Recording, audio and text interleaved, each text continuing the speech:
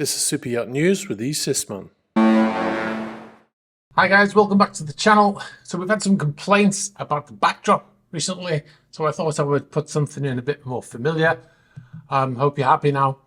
The first story is about some EU shipyards servicing vessels that are effectively Russian tankers. You know, with all the sanctions that are going on right now with Western countries and the Russian ships, including superyachts, the tankers are effectively delivering oil and LNG gas to Western countries despite those sanctions.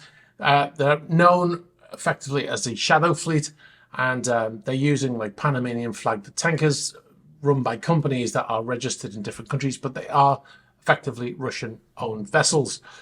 Now, the shipyards, this is reporting from the Financial Times, by the way, and they're saying that EU shipyards are repairing Russian ice class tankers and offering them dried up facilities, enabling Moscow to continue to move gas through the Arctic despite Western sanctions.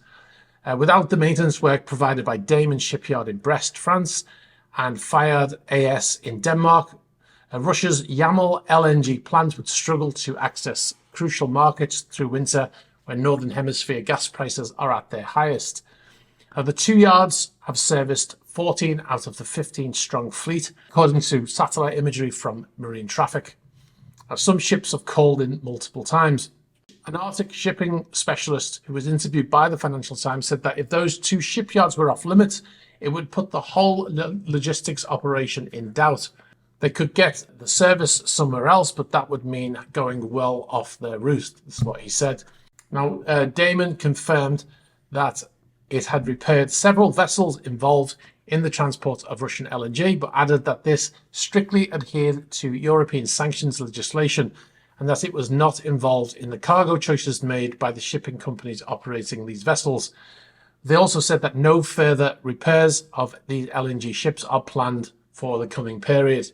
The activities of the ships and yards are not sanctioned because the carve-outs for energy transportation and because they're not Russian flagged, and the specialized tankers would not be able to distribute their cargo without the technical expertise and maintenance from those European yards.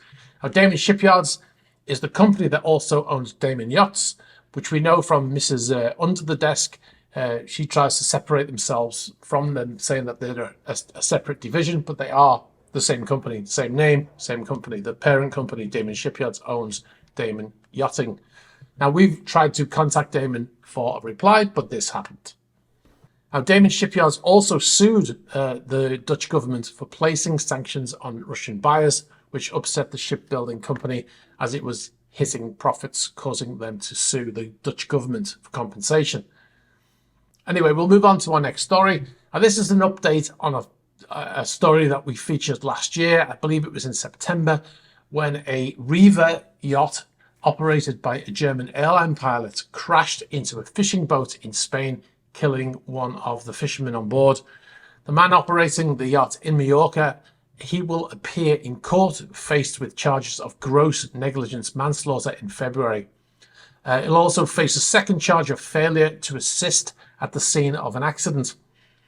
The fatal incident took place around 10 p.m. on the 23rd of August, just off Cala Bona in Mallorca. And the man at the wheel of the yacht, like I said, was a German airline pilot, Dennis Wiehoff, a member of one of the wealthiest German families, was piloting a yacht named Motor Yacht La Luna. His father's luxury yacht, a 66 Riva yacht worth around 4 million euros. His yacht, which was being driven at speed, hit a small fishing boat with 3 men inside. Now, the man who was killed was sitting near the outboard motor, and the boat actually hit him and the propellers hit him, killing him instantly. The investigators from the Garda Civil stated that the skipper should have stopped to offer assistance but failed to do so. Instead, the investigators allege they took the vessel back to port and they cleaned the vessel of evidence before they arrived to do an investigation. But witnesses captured photographs. They took photographs of the yacht occupants throwing empty glasses into the dock at Porto Cristo while hurriedly cleaning the yacht. The skipper of another yacht in Porto Cristo stated to the Mallorca Daily Bulletin.com that it would have been impossible for the captain of La Luna to have not realized that the fishing boat had been struck, regardless of its small size. We'll bring you more on that when we have it. We've got one other story, a yacht fire in France. There were 3 vessels in this fire. The fire originated on one of the vessels, a 27-meter vessel called Niska 4, caught fire around 6 p.m. on the 9th of January. And then the fire spread to 2 other yachts that were moored nearby. One of them was a 23-meter called motor yacht Aldabra, and the other vessel, and the other vessel is currently unknown. Firefighters later explained that the efforts to extinguish the blaze were compounded when the mooring lines on 2 of the vessels broke free and the vessels started to drift into the marina. The blaze lasted about 6 hours, as you can see in some of the footage here, which is from the firefighters' Instagram account, and they were able to put it out around midnight. Nobody was hurt in that fire, and the current cause of the fire is unknown. All right, guys, I'll leave it there. If you've got any information for us about any of these stories or any others, please be sure to get in touch. You can get us in the email address in the ticket. You can get us on the About page of the YouTube channel. You can get us on Instagram, on Facebook Messenger, and all the other social medias. Be sure to like this video, very important to the algorithm. Hit the subscribe button, hit the bell for future notifications.